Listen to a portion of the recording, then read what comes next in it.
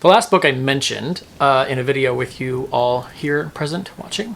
What? So here's the deal. The book is very gross. 3 stars. I liked it. And y'all, you get to read from the perspective of a cat. Where's my dog? Oh, there he is. Who loves napping and reading the Bible. Also 5 stars. Hard-hitting, extreme medical autopsy. Loved it. Are they connected? I don't know. Owning a book. Reading it on hardcover. I love you, Tess, Gerritsen, you're welcome. Paying $10, $15 to buy the book again. Boy, oh boy, oh boy. And then I put it away and I said, well, okay. 2 5-star books in a row. It's gonna take me years and years and years and years and years to read this book. Really interesting, dark, odd, and I feel like I deserve credit for it.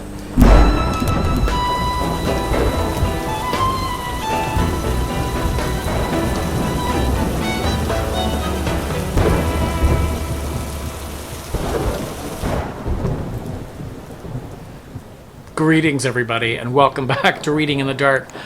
My name is Byron, and I read sometimes.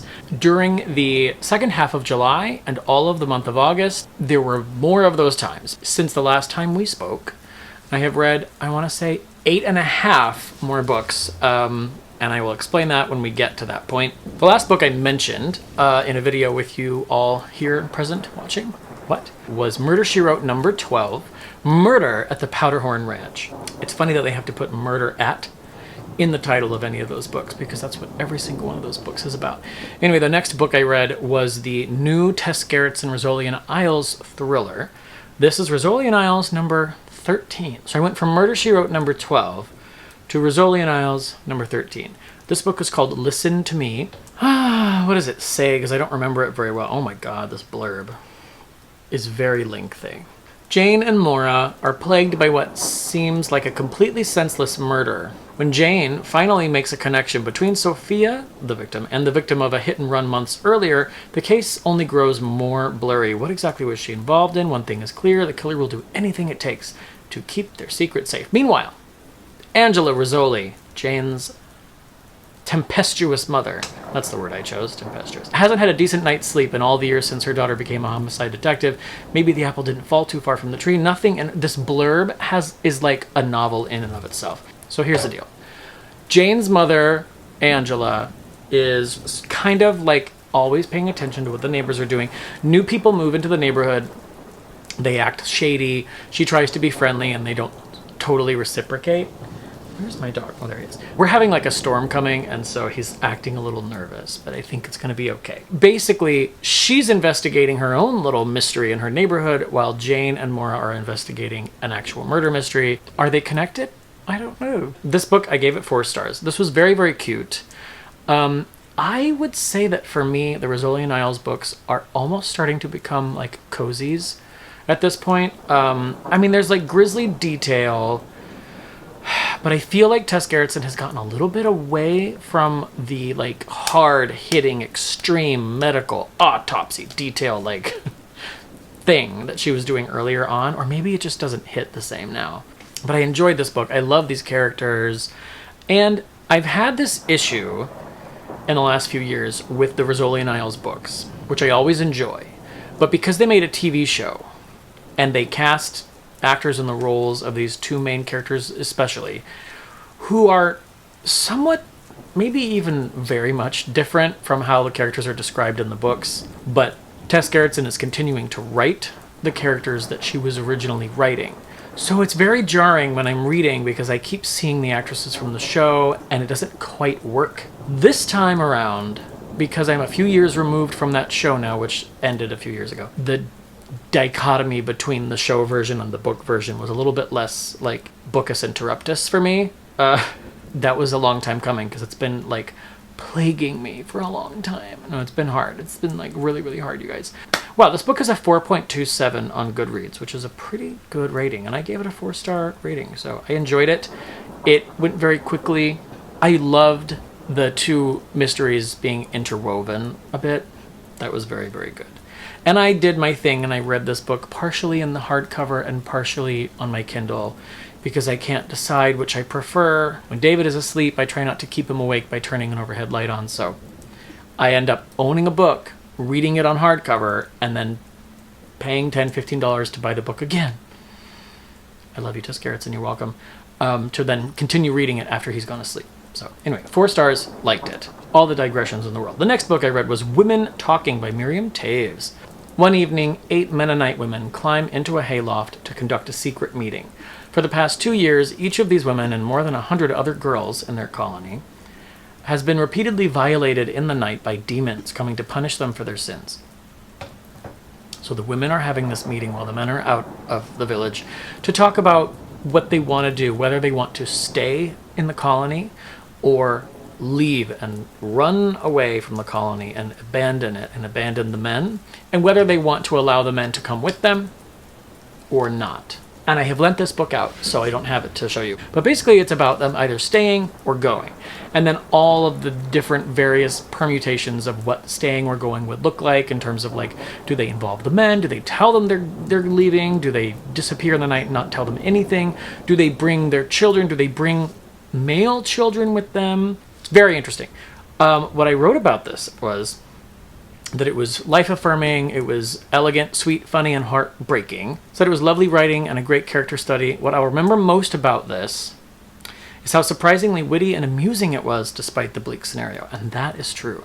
This book is actually very funny. The characters are really, really vivid, all of the different women, the way they interact with one another, the things they say to each other.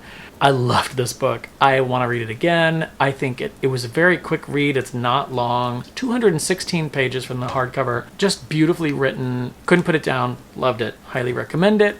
Read it. It's great. The next book I read, okay, so that was a 5-star read. The next book I read was The Last House on Needless Street by Catriona Ward. Also 5 stars.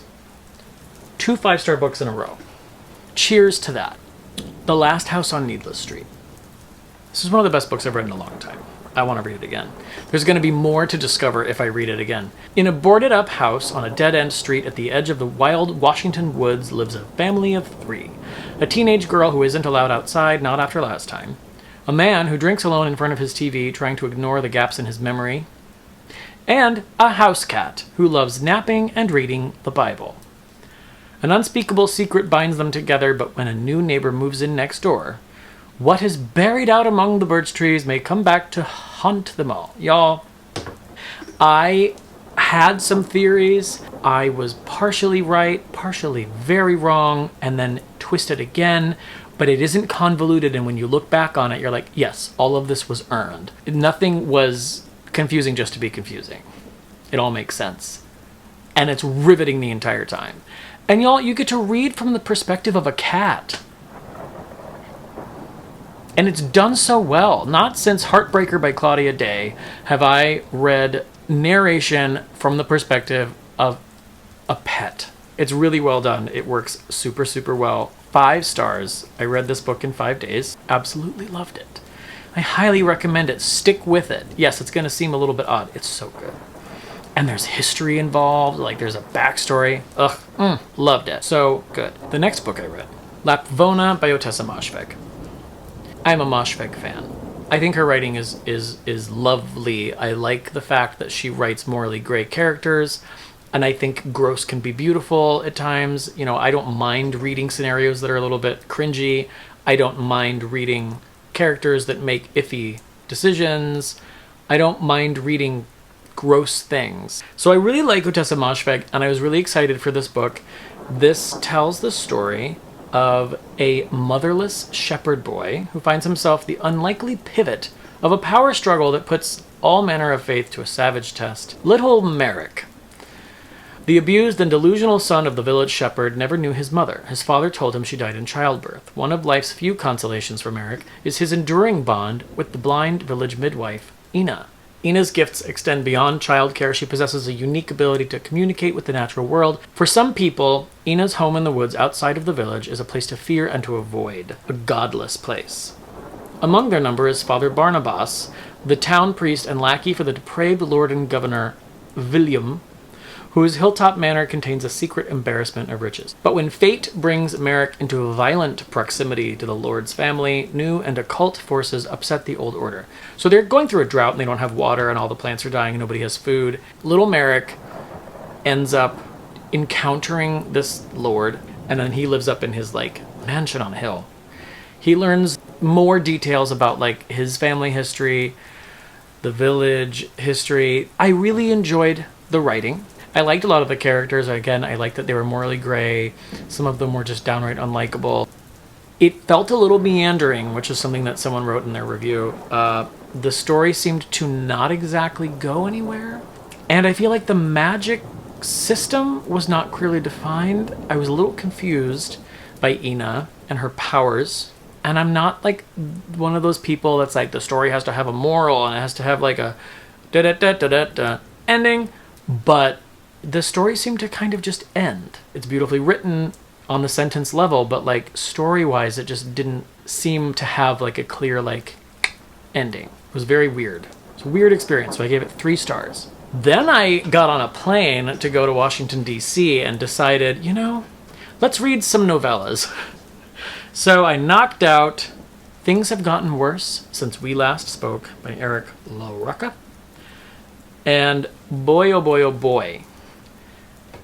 This is about a relationship, a friendship that begins to flower between 2 people who meet on the internet when one of them is selling an antique houseware item and writes just like way too much like personal biographical information in the ad to sell this item, and they strike up like an email thread conversation and enter into a relationship that is very like master-slave type situation.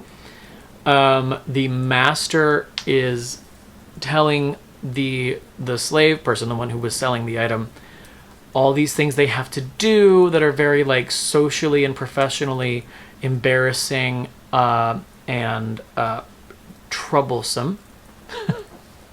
And like essentially you're watching just like this crazy spiral. The book is very, very gross. Not exactly my speed. Let's go to the review, shall we? This was really intriguing, if a little too effed up in the body horror / gross out category for my taste. Good that it wasn't too long though, considering, and I couldn't help but keep reading some good writing, not against trying more of the author's work. Yeah, I liked it. I was reading it like this. I finished it on the flight, and then I put it away and I said, well, okay. And that's that. Really interesting, disturbing, dark, odd. 3 stars. I liked it. The next book I read was also a novella. This is the second book I have now read by Victor LaValle. This was The Ballad of Black Tom. People move to New York looking for magic, and nothing will convince them it isn't there. Charles Thomas Tester hustles to put food on the table, keep the roof over his father's head, from Harlem to Flushing Meadows to Red Hook. He knows what magic a suit can cast, the invisibility a guitar case can provide, and the curse written on his skin that attracts the eye of wealthy white folks and their cops. But when he delivers an occult tome to a reclusive sorceress in the heart of Queens, Tom opens a door to a deeper realm of magic and earns the attention of things best left sleeping. A storm that might swallow the world is building in Brooklyn. This was so fun, you guys. I really, really liked this. It did remind me very much of The Changeling by Victor LaValle. It had realistic elements, but it also had this like, oh, there's another world that we just are not aware of, just beneath the surface. Magical stuff going on, creepy stuff going on. It had a lot to say about race and class stuff. Oh, edit. Apparently this is a retelling of a Lovecraft story. Okay, that makes sense. Yeah, I forgot about that. It's sort of a portal fantasy. It's sort of witchcraft and occult stuff. And like, I really liked The Ballad of Black Tom and I gave it 4 stars. I highly recommend it. It's a novella. It was 154 pages. I read it in a day, I think, or no, a couple days. While I was in DC on vacation. And it was good.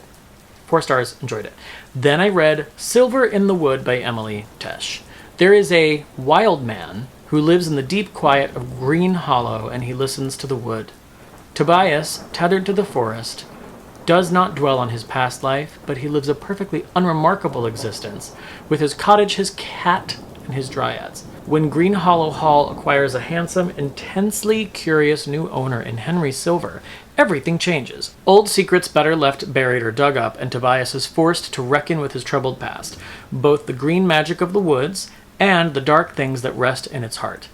This was like a wood nymph magic, green magic, natural world, fairy-esque, and queer fantasy dark thing.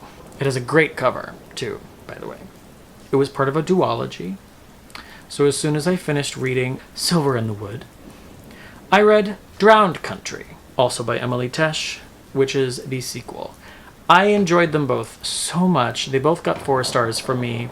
It's magical. It's whimsical. It has this will they, won't they sort of romance going on. It's a little queer. It's a little dark. Super, super fun. If you're into fairies, magic in the forest kind of vibe, highly recommend it. Really, really enjoyed it. Now we come to the 8.5th thing I read. Also, by the way, I'm in the middle of reading Carrie by Stephen King. My boyfriend and I are buddy reading it, and he's got a lot going on, and he's reading it slowly, so I'm like a quarter of the way through, and I'm taking my time because we're staying on the same reading schedule, so I'm in the middle of that right now, too. It's really, really good. The original movie is like the book so far. I'm like, oh, okay, got it. I'm in the middle of reading Fire and Blood by George R.R. Martin. George R.R. Martin? George R.R. Martin. This is a prequel to the Game of Thrones series, the Song of Ice and Fire book series. And this is the book that tells the history of the Targaryen dynasty. This is the book that the new show House of the Dragon is based on. This is written by George R.R. Martin. George R. But it is also written like a fake history book, as though it were written by Archmaester Gildane. So it reads like a history book. And so as a result, it's sort of a bird's eye view of all of these like major events that happen in this family over the course of like many, many years. It does not go into extreme detail emotionally, psychologically. It's not written in novel tense. There's very little dialogue. It's like, this happened and then that happened. And it is said that she felt this way about it. For instance, a modest feast followed the ceremony, and many toasts were drunk to the health of the boy king and his new queen. Reportedly, the first words the young king spoke upon landing were... There's a lot of, like, some people who claim to have been there claim that he was really angry, and she said this and they did this, but these reports can't be corroborated or whatever. So it's written like that. It's sort of fun. It's written like a history book, where we know a lot of things, but there are certain things we don't know for sure. Make up your own mind about it. So what's interesting is, I'm reading this book because of the TV show. The TV show, however, is like showing us it in much more detail. So whereas Game of Thrones was a television series adapted from this gloriously detailed series of novels, this TV show is based on this very like bare bones, moves very rapidly and doesn't get bogged down in a lot of details history book. So the TV show gets to fill in all of the gaps with a lot more detail, and it gets to make a decision. Did this happen or did that happen? Who was right? So it's kind of fun, the opportunity that it provides the writers of the show. All of that aside, I couldn't decide whether I wanted to actually read the book or not, because I started reading it years ago when it first came out. I sat down and in one sitting I read over 100 pages, like 106 pages, and then I was in a readathon or something, so I put it aside and never picked it up again. And I'm faced with this thought of like, do I read the book and then get spoiled for what's going to happen on the show? Because, you know, whether you like it or not, I don't know, but I can tell you that like the experience of watching Game of Thrones for the first time, for me personally, was so exciting. There were so many like, oh my God, what? No, whoa, moments on that show that I'm glad I didn't know the story. On this show, it's going to be very, very similar, but there's this book, and I could read the whole thing right now. Now, they are going to change it a little tiny bit, but for the most part, the book is like a giant spoiler for the entire 5 to 10 year TV series. And I can't decide if I want to watch it or not, or read it or not. So I read it up until the point where the show starts, roughly halfway. So basically, it's like I read that much until I was like, okay, this is where the first episode of the show started. I'm going to put the book down.